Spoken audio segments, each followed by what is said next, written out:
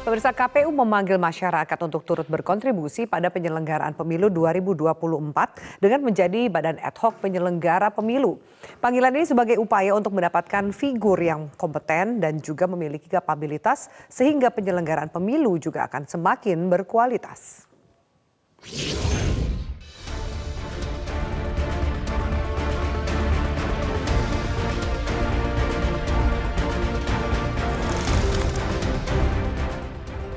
Komisi Pemilihan Umum KPU telah resmi membuka pendaftaran panitia pemilihan kecamatan atau PPK dan panitia pemungutan suara PPS untuk pemilu 2024. Seluruh syarat berkas PPK dan PPS harus diunggah ke sistem informasi anggota KPU dan Badan Ad Hoc atau Siakba. Sosialisasi ini dilakukan sebagai upaya untuk mendapatkan figur-figur yang berkomit dan memiliki kapabilitas sehingga penyelenggaraan pemilu juga akan semakin berkualitas. Seluruh proses pendaftaran PPK dan PPS untuk pemilu 2024 dilakukan melalui daring Siakba. Namun sebelum Anda memutuskan untuk mendaftarkan diri, Anda harus mempersiapkan terlebih dahulu syarat berkas PPK dan PPS pemilu 2024 yang wajib diunggah dalam sistem.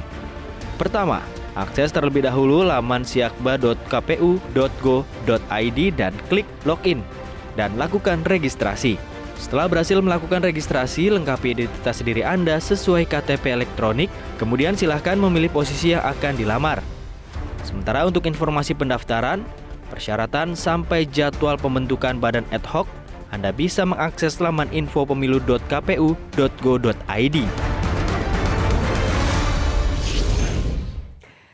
Pemirsa, Komisi Pemilihan Umum atau KPU merancang banyak terobosan untuk memastikan aspek pelayanan baik terhadap pemilih dan juga peserta pemilu menjadi sebuah prioritas utama agar hasil pemilu yang dilakukan mendapatkan legitimasi dari masyarakat. Untuk itu dalam rangka menuju pemungutan suara 14 Februari 2024, KPU terus melakukan sosialisasi untuk meningkatkan kesadaran masyarakat untuk turut berkontribusi dalam pemilu. Untuk membahasnya sudah bergabung bersama kami ada Deputi Bidang Dukungan Teknis KPU, Eberta Kawima. Pak Wima, selamat malam. Selamat malam Mbak Evi, selamat malam. Iya, baik. Dan juga hadir menemani saya di studio ada pakar komunikasi politik Henry Satrio. Mas Hensa, selamat malam. Selamat malam Mbak Evi. Selamat malam Pak Wima. Selamat malam Pak, selamat malam. Baik, saya akan ke Pak Wima terlebih dahulu. Pak Wima, kita tahu bahwa sebenarnya pemilu sudah di depan mata. Ada beberapa tahapan pemilu yang bahkan sudah dilakukan. Ada yang tidak boleh luput, yaitu peran dan juga adanya badan ad hoc. Bisa dijelaskan sebenarnya siapa saja yang masuk dalam badan ad hoc ini dan sebenarnya tugas serta perannya dalam penyelenggaraan pemilu seperti apa, Pak Wima? Ya, baik Mbak Afi, pemirsa Metro TV, jadi prinsipnya bahwa Badan ad hoc ini adalah merupakan ujung tombak ya dari pelaksanaan pemilu yang nanti akan digelar di tanggal 14 Februari tahun 2024. Jadi keberadaan atau eksistensi dari Badan ad hoc sendiri itu sangat vital ya, sangat krusial. Karena Badan ad hoc sendiri nanti yang akan melaksanakan mulai dari proses pemutaran penghitungan suara di TPS, mulai proses pemutakhiran daftar pemilih, kemudian Badan ad hoc juga melakukan proses distribusi logistik sampai ke tingkat TPS dan seterusnya. Sehingga dengan demikian maka tentu KPU dalam hal ini sangat perhatian sekali dengan proses ini ya. Dan kami sudah mulai proses rekrutmen Badan ad hoc ini. Sudah kita persiapkan sejak tanggal 20 November kemarin ya. Nah sekarang sudah tanggal 25, nah sekarang masih dalam proses rekrutmen. Jadi kita juga minta kepada teman-teman jajaran kami di KPU Kabupaten Kota yang sedang melaksanakan proses rekrutmen Badan ad hoc yang PPK ini, itu kami juga minta betul-betul dilakukan rekrutmen yang baik, gitu ya, diseleksi dengan baik, proses-prosesnya semua diikuti dengan baik. Diharapkan nanti dapat direkrut ya anggota-anggota Badan ad hoc atau panitia pemilihan kecamatan yang nanti juga akan melaksanakan tugas di kecamatan, di wilayah kecamatan, sehingga dengan demikian maka dapat dipilih ya anggota-anggota Badan ad hoc yang baik begitu. Demikian Mbak Afi.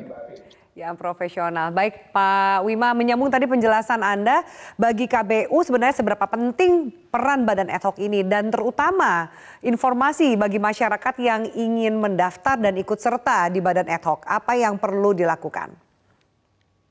Ya, sebelumnya mohon maaf ya Mbak Afi dan pemirsa, kan sebetulnya saya harus hadir di studio tapi karena masih di jalan juga kondisinya masih kurang, ini masih ramai sekali. Begini, memang pembeda antara badan ad hoc dan tidak ada badan ad hoc ya. Jadi kan setiap kali kita melaksanakan tahapan maka badan ad hoc itu harus kita bentuk kan begitu.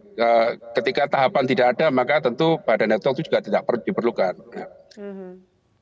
Badan ad hoc ini nanti tugasnya tentu membantu KPU Kabupaten Kota ya untuk proses-proses di TPS, misalkan KPPS nanti juga harus melakukan proses penghutang dan perhitungan suara, kemudian BPS juga melakukan proses pemutakhiran daftar pemilih, kemudian PPK juga sama, dia melaksanakan penyelenggaraan pemilu di tingkat kecamatan. Tentu ya mereka harus orang-orang yang betul-betul profesional gitu ya, dan rekrutmen kita juga harus dilakukan dengan cara-cara yang profesional, dengan banyak tahapan. Jadi kita umumkan secara terbuka, tentu kita harus perhatikan kapabilitasnya, kita harus perhatikan kapasitasnya, dan seperti itu Mbak. Iya, baik Pak. Banyak yang menanyakan nih Pak, menitipkan lewat saya, sebenarnya honor dan gajinya berapa sih jadi petugas di badan ad hoc sebagai bentuk apresiasi dan dari peran serta mereka, Pak Wima? Baik, sepertinya jawaban dari pertanyaan itu harus ditunda. Sepertinya ada sedikit permasalahan teknis. Kami menunggu kehadiran Pak Wima di studio. Mas Henry, kita tahu bahwa ini sosialisasi terus dilakukan. Adakah catatan sebelum nanti tanggal 14 Februari 2024? Termasuk kita menginginkan pemilu ini bisa berjalan efektif dan efisien. Ya, biasanya kan ada dua nih problem yang sangat menguras tenaga ya dan pikiran. Yang pertama adalah distribusi kertas suara. Nah itu kan harus dilakukan sebetulnya dari sekarang supaya nanti tidak ada lagi kertas suara yang belum sampai dan lain-lain. Kemudian yang kedua yang diingat masyarakat adalah wafatnya ratusan petugas KPU, TPS ya. Nah itu harusnya juga bisa dicegah dari sekarang. Nah apakah kemudian badan ad hoc ini juga mendiskusikan dan mempertimbangkan hal-hal yang telah saya sebutkan tadi. Nah itu yang menurut saya juga harus dipertimbangkan. Jadi bukan hanya tentang bagaimana pelaksanaan penghitungan suara, tapi dua hal tadi juga harusnya juga bisa menjadi perhatian dari KPU gitu ya, terlepas dari gaji yang tadi. Ya gaji belum dijawab ya, kita masih menunggu jawaban itu. Oke baik, Mas Henry, Pak Wima kita akan jeda. Termasuk juga tadi statement atau catatan dari Mas Henry soal fakta di lapangan, termasuk juga dari tingkat keselamatan. Bagaimana dari pihak KPU menjawab permasalahan ini? Kita lanjutkan sesaat lagi, tetaplah bersama kami. Ya, dan pemirsa sudah bersama kami di studio Deputi Bidang Dukungan Teknis KPU Eberta Kawima. Pak Wima, terima kasih sudah bergabung di studio. Tadi sempat ada pertanyaan yang saya bacakan, namun belum sempat terjawab, yaitu soal kalau tadi bicara soal pentingnya badan ad hoc dan juga perannya serta tugasnya, Pak, untuk mengapresiasi masyarakat yang ingin bergabung, berapa sih honor dan gajinya? Nah ini penting untuk ditanyakan. Iya, begini Mbak Afi, sebetulnya kalau diukur dari standar mungkin ya, itu mungkin masih belum ya, tetapi tentu kita bukan hanya soal standar atau soal besaran honor, tetapi bagi kita yang penting adalah bahwa ini adalah bentuk pengabdian ya, bentuk apresiasi kita kepada bangsa dan negara ini, dan kita tentu semua pada neto kita ini tentu punya komitmen yang sama untuk turut serta mensukseskan pelaksanaan pemilu 2024.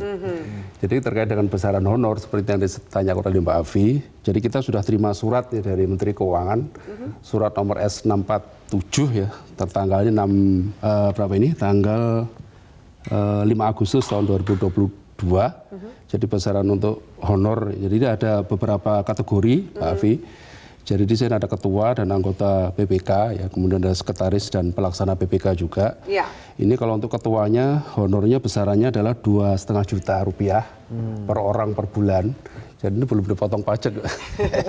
Jadi, kisarannya ada di angka itu ya Pak, kurang lebihnya. Ya. Terus kemudian anggotanya ada nilai 2.200.000 Rp1.800.000. Ya. Kemudian untuk sekretarisnya ini ada Rp1.850.000. Oke. Kemudian untuk pelaksananya ini adalah Rp1.300.000. Baik. Jadi itu belum dipotong pajak semua ini, Pak. Oke, biar di-clear ya Pak ya di sini. Tapi bahwa kemudian tadi Pak Bima mengatakan, tapi dilihatlah sebagai bentuk pelayanan pengabdian untuk mensukseskan pesta demokrasi di tahun 2024 ini. Betul. Baik, Pak Wima, kita akan bahas soal di pemilu 2019. Ada fakta di lapangan, banyak kejadian, proses pencoblosan, penghitungan, termasuk juga dari sisi keselamatan nyawa. Sempat diangkat juga tadi oleh Mas Henry. Apa tanggapan dan juga strategi KPU untuk mengatasi permasalahan ini?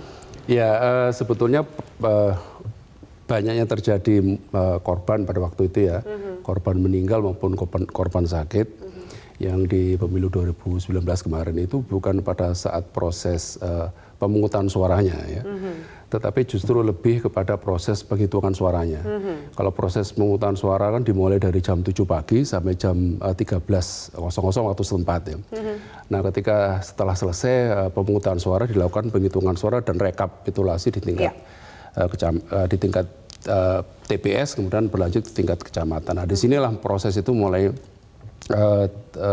banyak terjadi korban ya, karena sangat melelahkan memang. Jadi petugas KPPS kita mereka harus menghitung ya, kemudian mereka harus menyalin dari formulir model C1 plano, pada waktu itu namanya masih C1 plano, kemudian disalin di salinan-salinan yang jumlahnya sangat banyak sekali ya, satu persatu dihitung satu persatu juga. Nah, waktu yang digunakan atau dimiliki ini waktunya tidak cukup ya, sehingga mereka harus bekerja secara maraton. Nah, bekerja lebih dari 24 jam. Ya. Disinilah kemudian faktor kelelahan ya, terus kemudian faktor komorbid juga Mbak Afi ya. Pada waktu itu memang kan kita rekrutmennya juga sebetulnya faktor kesehatan juga sudah kita cek ya, tapi karena ya faktor kelelahan ya saya pikir. Nah, sehingga dengan demikian maka banyak sekali korban. Nah, 2024 antisipasinya pertama tentu kita sekarang mulai membatasi umur ya, misalkan begitu. Jadi petugas di KPPS kita jadi memang usia minimalnya adalah 17 tahun tentu usia pemilih ya, terus kemudian maksimalnya adalah 55 tahun. Dan ini kita juga mengharapkan betul-betul direkrut badan ad hoc kita, terutama yang di TPS ini, yang benar-benar memang tidak ada komorbid gitu ya. Dan kemudian kita juga berupaya semaksimal mungkin untuk menggunakan teknologi informasi ya. Jadi nanti saya pikir tidak perlu dikerjakan semua secara manual. Kira-kira seperti itu. Nah, kita berharapnya nanti bisa kita gunakan teknologi informasi, menggunakan Sirekap misalnya ya, untuk proses dari capture ya dari C1 plano itu kepada server kami, kemudian nanti langsung dihitung secara otomatis. Oke, itu salah satu strategi untuk menjaga semua pihak supaya memang tujuannya adalah suksesnya penyelenggaraan pemilu di 2024. Baik, Mas Henry, Pak Wima, kita harus kembali jeda. Nanti kita akan tanyakan lebih jauh untuk Mas Henry terutama ini. Kita tahu bahwa perbincangan setiap mau ada pesta demokrasi adalah soal pemutakhiran data pemilih. Nanti kita akan bahas. Usai jeda, tetaplah bersama kami. Baik pemirsa, kami lanjutkan dialog ini. Narsum saya udah seru sendiri untuk membahas soal pemutakhiran data pemilih. Penyandingan data antara KPU dan Kemendagri ini selalu menjadi pembahasan, bahkan juga menjadi diskusi yang cukup panjang gitu. Mas Henry, adakah catatan? Karena ini juga menjadi suatu yang signifikan, terutama untuk hasil dari pemilu itu. Ya harusnya begitu selesai pemilu itu dilakukan pemutakhiran data ya, sehingga jangan mepet-mepet waktunya gitu. Kecuali memang ada hal-hal yang ada kaitannya dengan nasib gitu. Jadi artinya ada beberapa yang meninggal dunia. Tapi kalau sudah dilakukan pemutakhiran dari awal kan harusnya tidak lagi mepet-mepet gitu, Afi. Karena ini kan jadi penting. Apalagi banyak sekali gosip-gosip yang ada di seputaran media sosial maupun percakapan di kedai kopi misalnya. Contohnya bagaimana dengan gosip-gosip kedatangan para pekerja dari Tiongkok misalnya. Apakah mereka juga mendapatkan kan mereka dapat KTP sementara kalau saya nggak salah. Terus apakah mereka kemudian berhak memilih dan lain-lain. Banyak hoax sebenarnya juga yang beredar soal pemutakhiran data ini kan. Hoax itu yang harusnya dijelaskan, di-clearkan, dan harusnya pemutakhiran data itu dilakukan jauh-jauh hari sehingga memang tidak ada lagi perdebatan-perdebatan, dan yang paling penting adalah memang sudah cocok gitu. Masyarakat juga paham bagaimana check and rechecknya dan kemudian sehingga KPU juga bisa melaksanakan apa yang harus memang mereka laksanakan. Ya, silakan ditanggapi Pak Wima soal pemutakhiran data pemilih. Ya, memang kita tahu persis ya, proses ini memang bukan mudah ya, karena kita tahu persis bahwa mobilitas bangsa kita ini kan sangat tinggi ya, mobilitas kita sangat tinggi ya, pekerjaan ya macam-macam. Kita nyadari itu. Sebetulnya proses ini sudah kita mulai dari awal ya. Jadi kita sudah melakukan proses dengan misalnya dengan proses pemutakhiran daftar pemilih berkelanjutan. Jadi kita sudah lakukan itu. Kemarin kita sudah lakukan ya. Itu kita lakukan itu per semester setiap 6 bulan sekali. Nah nanti menghadapi pemilu 2024 ini kami juga sudah menerbitkan aplikasi ya. Jadi pemilih atau masyarakat yang sudah memenuhi syarat tentu bisa ngecek sendiri di gadgetnya masing-masing melalui cek DPT online. Jadi di situ sudah bisa diketahui dengan memasukkan kabupaten kotanya, kemudian memasukkan NIK-nya, ya, terus kemudian namanya, ya, nama lengkapnya, kemudian di submit gitu langsung keluar. Dia di kota mana, di provinsi mana, kemudian itu menurut kami termasuk salah satu upaya kita untuk memudahkan pemilih, termasuk mengakurasi dan memvalidasi data-data daftar pemilih kita, gitu ya. Jadi menggunakan banyak media kita. Harapan bahwa kemudian nanti KPU bisa melaksanakan tugasnya, pemilu berjalan lancar. Catatan singkat dari Mas Henry dan ditutup oleh Pak Wima, silakan. Ya harusnya nanti kan ada verifikasi juga dari masyarakat tuh, apakah datanya sudah tepat atau belum. Nah, bagaimana tuh KPU mempersiapkan diri dengan verifikasi atau koreksi-koreksi dari masyarakat tentang data itu, sehingga harus bisa direspon cepat dan diperbaiki cepat, jangan sampai kemudian terjadi kekisruhan di kemudian hari gitu. Apalagi kan ada beberapa penambahan kabupaten, provinsi dan lain-lain yang perlu juga diverifikasi dari awal menurut saya. Pak Wima, terakhir bahwa dikatakan ini pemilu yang mungkin agak berat karena faktor keserentakannya gitu. Apa tanggapannya dan sejauh mana strategi ini yang akan diterapkan bisa memang tahapannya semua berjalan dengan lancar dan hasilnya bisa diterima? Ya, kami KPU tentu sangat membuka diri ya. Jadi pendapat atau saran dari masyarakat tentu kami sangat menyambut baik ya, dan kami membutuhkan semua saran dan pendapat itu.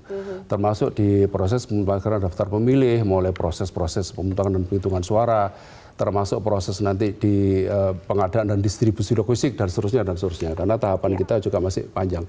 Hari ini kita kan masih melaksanakan proses verifikasi dan pendaftaran partai politik. Tanggal 24 sampai 27 besok itu teman-teman KPU Kabupaten Kota melaksanakan verifikasi faktual keanggotaan untuk yang perbaikan. Dan seterusnya. Baru nanti tanggal 14 Desember nanti mungkin bersama-sama kita akan mengetahui, kita akan melaksanakan penetapan sekaligus pengundian partai politik peserta pemilu tahun 2024. Sehingga kita akan tahu persis 14 Desember 14 Desember nanti Pak Hendri, kita akan mengumumkan partai politik yang nantinya akan berkontestasi. Mungkin setelah itu baru tuh deklarasi koalisi berjalan lancar karena sudah diumumkan. Sudah jelas petanya. Baik Pak Wima dan juga Mas Henry, terima kasih banyak untuk pembahasannya. Selamat ulang tahun juga buat Metro TV. Oh iya, terima kasih banyak. Thank you. Dan kita harapkan nanti sesuai semua perencanaan sampai hasil yang baik. Terima kasih banyak pemirsa, kami akan lanjutkan Prime Time News. Usai jeda tetaplah bersama kami di Metro TV.